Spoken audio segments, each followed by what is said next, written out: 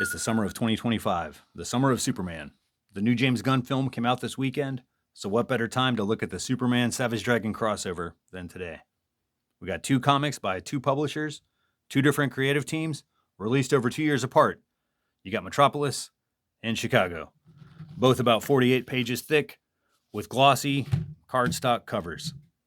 Let's start with Superman Savage Dragon Metropolis from November of 1999. Carl Kessel writer and John Bogdanov is the artist. I like his work here, along with Bill Oakley letterer, Richard and Tanya Horry on colors. We have special thanks to artist Dennis Janke, and then credit to the creators Siegel and Schuster for Superman, Eric Larson for Savage Dragon. So we open with Superman curled up in the middle of a burning field. Seems familiar. And he wakes up in a hospital with no memory of how he got there. And this doctor is lucky that Superman doesn't accidentally kill him as he wakes up confused. And so these jokers are the Metropolis Special Crimes Unit. And they talk down Superman, fill him in on the necessary exposition, allowing him to get out of his hospital gown and into his red trunks, right before Dragon himself comes crashing through the wall, fighting these two geeks. And this comic moves really fast, and I appreciate that. You know, we're 2 or 3 pages in, and we're getting what was advertised. These two heroes duking it out, fighting some bad guys. And then after they dispatch these fools, there's some handshakes and more exposition. But these guys are going to work together, solve this mystery. They'll bring on whoever can help. The SCU, the SOS, the JLA, the CIA, the FBI, maybe the couple of CPAs, says Dragon. There's jokes in this comic, people. Anyway, I laughed. More cracking wise as Superman and Dragon go to the Daily Planet. And then Superman's pal Jimmy Olsen says that he thought Dragon was taller. And Dragon says that he thought Jimmy was, well, forget it. Seriously, though, I think this creative team has a good handle on these characters, knowing how to play them off of each other. And it makes for a pretty charming book. I liked it. So once they get some info off of Clark Kent's computer, Dragon and Superman take the elevator. They have a little small chat on the way down for another comedy bit. So they go and drive Dragon's purple Humvee down to the suicide slums to talk to some unhoused gentlemen. And some of these guys look familiar. I think artist John Bogdanov was inserting some cameos of Eric Larson and himself, maybe artist Carl Kessel there. I could be wrong. Anyway, so the heroes go to investigate an abandoned subway stop, and we run into some bad guys. We need some action after all this chit-chat that's been going on. But they both get their asses kicked. You'd think that Superman and Savage Dragon would be an unstoppable team, but they get fucked up by these dudes. Let's see, the techno gimmicks capture Superman, and then Dragon gets ragdolled by this asshole, and then chucked through the roof, taking out Superman as well, which is great, I guess, because now they can escape before this motherfucker Kilroy shows up. So he's in charge of this whole thing. This whole operation is his deal. And he goes to kill this old starving guy just to show off what a prick he is. Anyway, then he shows this symbol off on his hand and says Kilroy was here, which is kind of like that original meme, the Kilroy graphic from World War II.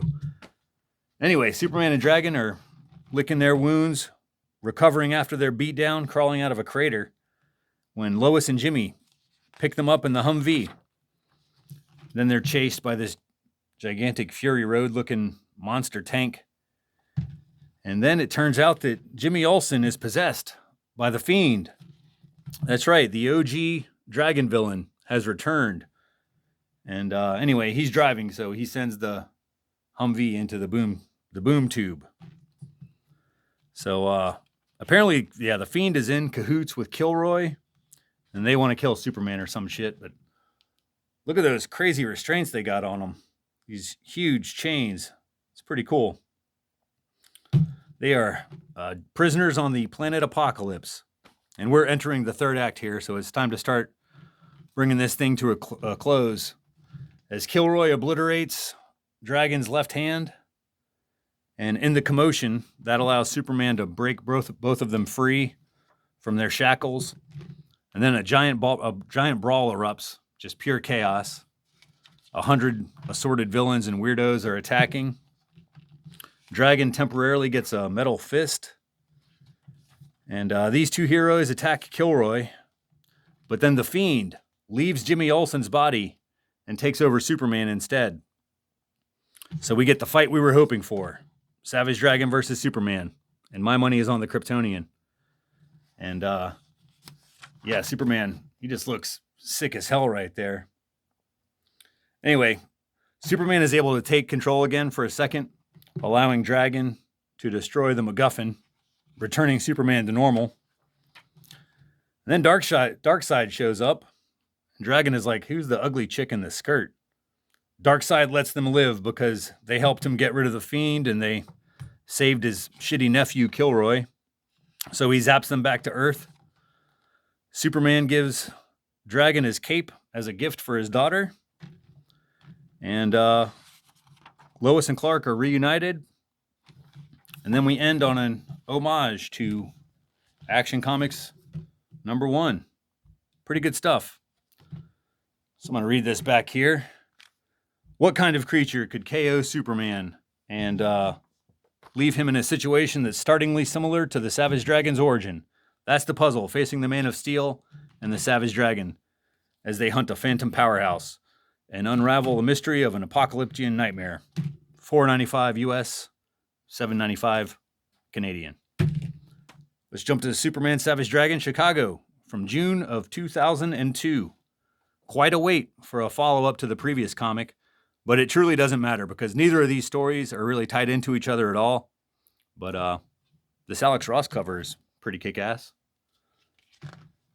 Let's see. This one is written and penciled by Eric Larson with inks by Al Gordon and lettering by Chris Eliopoulos. Colors by Ruben Rude. Got a splash page here showing off Larson's take on Superman. And pretty dynamic. It's familiar Larson artwork, but it's a little uncanny because I'm so used to seeing Larson inking himself. But Gordon does a fine job here. So there's a prison break, and Superman gets knocked out and left for dead by these assholes. So the same goes for Dragon in Chicago. He gets jumped by some bad guys, and they kick his ass as well. So I'm going to move along fast on this one because let me tell you, I didn't enjoy it very much. You know, the artwork is fine, but the story is much slower paced and kind of overstuffed. Not as much fun or kinetic as the previous crossover issue. It takes forever to get Savage Dragon and Superman to meet up. But when they do, Dragon is just like a real mean asshole to him. Anyway, you get some classic Dragon villains, Horde and Cyberface, as well as Lex Luthor, who wants the Overlord armor for himself.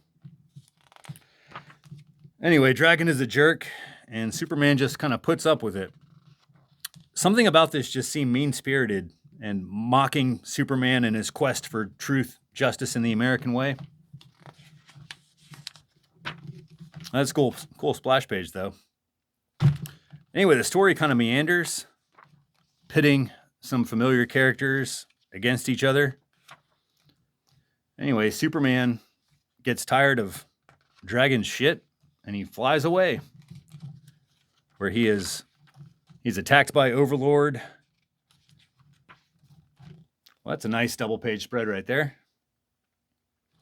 Well, we got another gigantic brawl with all these characters. And it ends up with our two heroes laid out. And they're captured by the bad guys, but somehow they escape. Yeah, this one just did not have the same charm as the other issue, man. Anyway, Luthor is defeated in this Overlord armor. And it turns out that everyone was under control of these leeches. We've seen that before. It's just kind of like an afterthought in this story. Anyway, everything is back to normal or whatever. Dragon never apologizes for being an asshole, and they agree to dinner or something. But yeah, not my favorite. If you had to pick between one of these, I would go for Metropolis as the best one. But that's going to do it for this week. We will return to our regularly scheduled content next time with issue 82. Adios.